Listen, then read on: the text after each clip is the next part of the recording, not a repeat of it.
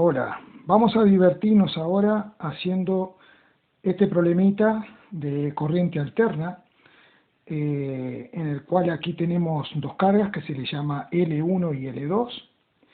Cuidado un poquito con esto porque con el término, con la letra L, normalmente se denomina al coeficiente de autoinducción de las bobinas, ¿no? A no creernos que aquí necesariamente, o aquí tienen que haber bobinas, puede que sí, puede que no. Tenemos que analizar el problema, ¿no? Aquí sí, es seguro que tenemos una bobina pura, porque aparece su impedancia, que es de un ohmio, J un ohmio, o sea, la impedancia compleja. La parte imaginaria indica que esta es una bobina ideal. Por aquí tenemos un alternador, un generador de corriente alterna, y queremos determinar el voltaje de este generador, o la tensión eficaz de este generador, en forma polar. Por ejemplo, en forma polar está expresado este voltaje de 200 volts, que es el voltaje que tenemos entre este punto y este, o sea, entre este nudo o nodo y este otro nudo o nodo. Aquí tenemos 200 volts.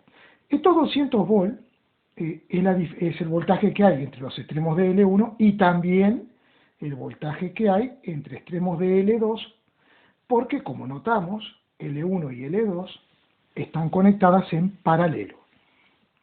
Bien, entonces a mí me dicen que respecto a la carga L1, esta carga L1 está absorbiendo 15 kilovoltamperios con un factor de potencia de 0,6 en retardo.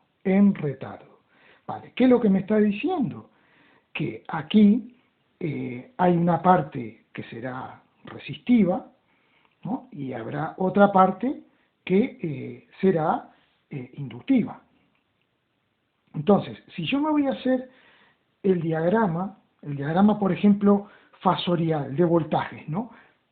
Para L1, para los extremos de L1, yo voy a tener el voltaje entre A y B, voy a tener la intensidad y aquí las componentes de voltaje. VR1 será el voltaje que hay entre los extremos de la resistencia, y VL será el voltaje que hay entre los extremos de la bobina pura. ¿Vale? Este es el diagrama fasorial. Como me dice que está en retardo, la palabra en retardo se refiere a que la intensidad está retrasada con respecto al voltaje. No hay que olvidar que nosotros tenemos que imaginar que estos fasores van girando en sentido antihorario. Entonces, de esta forma nos damos cuenta que el voltaje adelanta la intensidad, siempre que tengamos un circuito inductivo, donde haya alguna bobina, o también podemos decir que la intensidad retrasa respecto al voltaje. Los términos retraso o adelanto siempre se refieren en relación a la intensidad. Si la intensidad está atrasada respecto al voltaje, hablamos de retardo. Si está adelantada respecto al voltaje, hablamos de adelanto. Bueno, este circuito yo lo he dibujado aquí, y entonces, porque claro, nos damos cuenta que L1 es una carga, al darnos el factor de potencia 0,6, aquí habrá un ángulo φ que podemos calcular, de manera que la impedancia Z que hay aquí, o Z1, la impedancia que hay aquí, está constituida por una resistencia y por una reactancia inductiva. Por eso yo lo he dibujado aquí. Ahora, por ejemplo, en L2, para L2, me dice que absorbe una potencia de 6 kilovoltamperios con un factor de potencia 0,8 en adelanto. Entonces, si adelanta, quiere decir que la intensidad va a ir por delante del voltaje en el condensador. Perdón, entre A y B. Entonces, eso nosotros lo vamos a ver ahora. Primero vamos a dedicarnos a esta parte del circuito. Bueno, si nosotros aplicamos Kirchhoff, podemos decir que como aquí hay dos nodos o nudos, podemos hablar de una corriente I que luego se divide en una corriente I1 a través de la impedancia Z1 y una corriente I2 a través de la impedancia Z2. Bien, una vez que yo hago el diagrama de potencia, perdón, el diagrama de impedancias, el diagrama de potencia y el diagrama fasorial para esta parte del circuito, ahí tengo que ver con qué datos cuento para poder intentar calcular la intensidad 1 eficaz, el valor eficaz de esta corriente. Entonces, vamos por parte. Como me dan el factor de potencia, que es 0,6, puedo averiguar el ángulo φ, que me da 53 grados. Entonces, ya tengo el ángulo φ, que vale 53 grados. Y luego, en el triángulo de potencias, yo sé que la potencia aparente S la podemos escribir como el voltaje que hay entre A y B por la intensidad eficaz 1, que es la que yo quiero calcular. Entonces, si aplicamos la relación trigonométrica seno del ángulo, seno es cateto opuesto, que es Q, que lo tengo, que son 15 voltamperios, dividido S, que es la hipotenusa. Entonces, eso lo he puesto aquí. El seno de 53 es la potencia reactiva sobre la potencia aparente. Despejamos la potencia aparente, hacemos cuentitas y nos da 17,8 kilobar. Luego, ¿qué hacemos? Volvemos a esta expresión, ya conociendo la potencia aparente, esto lo tenemos, y podemos calcular la intensidad eficaz, 89 amperios. Ahora bien, hay una cosa, este ángulo, que es 53 grados, tenemos que tenerlo en cuenta a la hora de escribir la intensidad, porque como el voltaje entre A y B está tomado como referencia, ya que nos dicen que el ángulo es 0, está tomado como fasor de referencia, entonces todo lo demás va a ser en relación a este fasor. Entonces, si este fasor está considerado como referencia, la intensidad atrasa el ángulo de 53 grados. Por eso pongo menos 53 grados.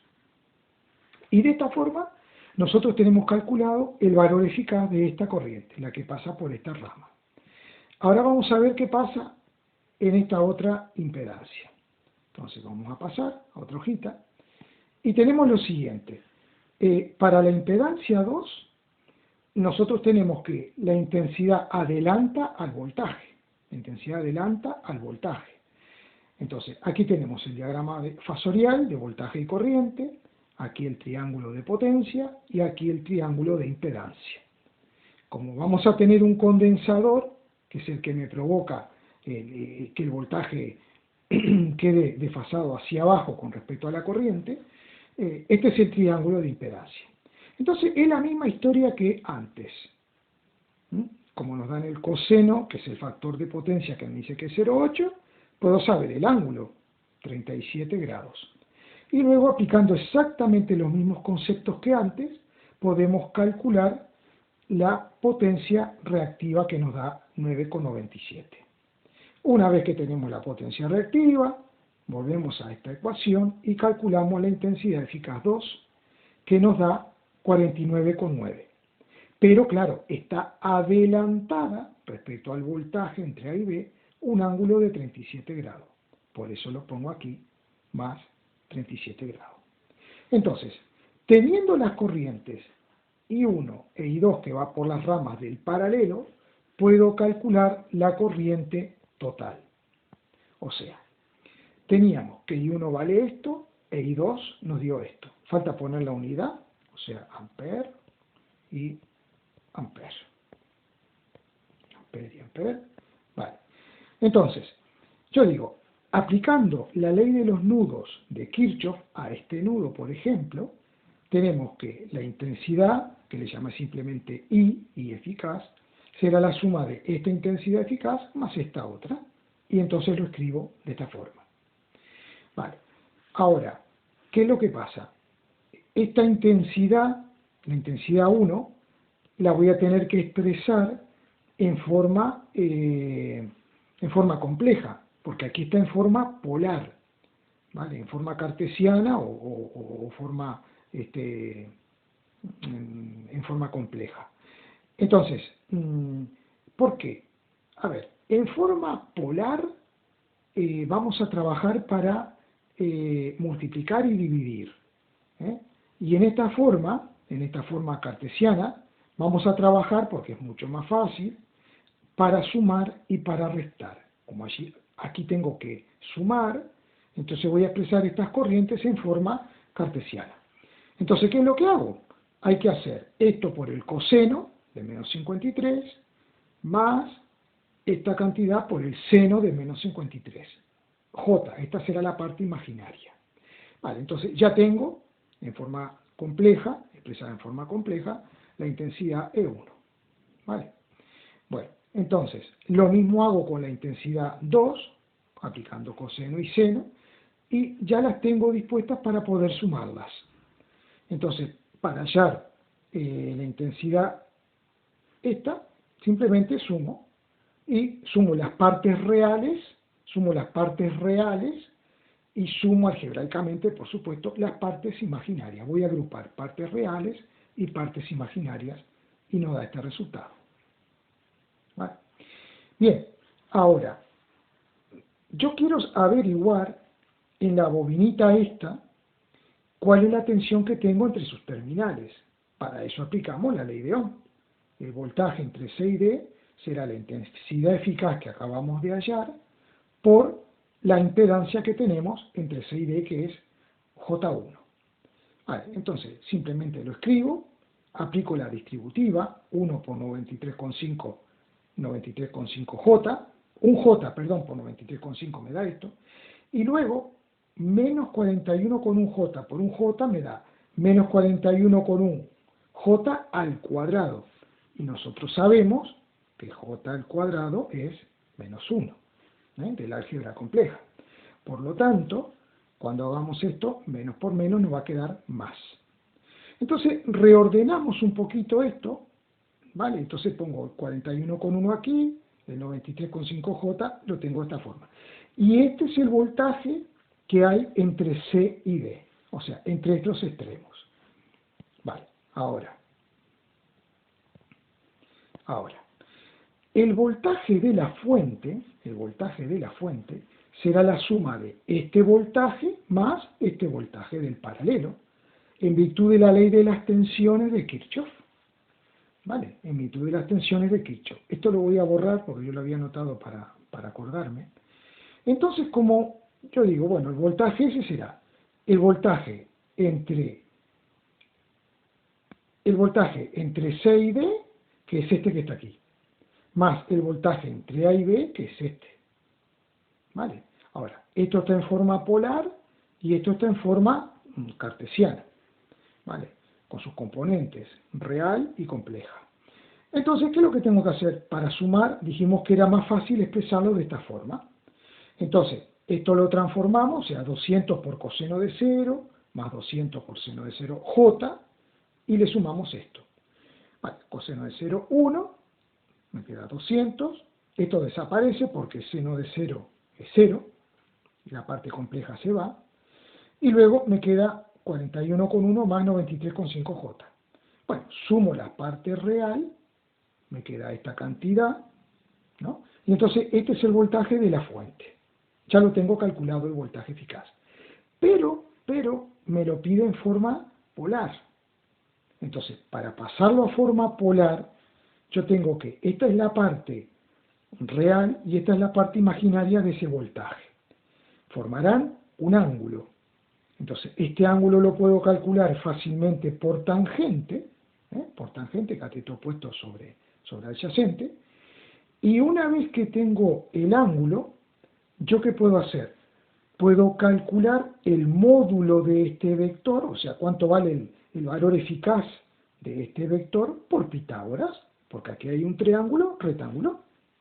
Entonces, una vez que tengo calculado el valor eficaz de ese voltaje, puedo definitivamente responder el problema.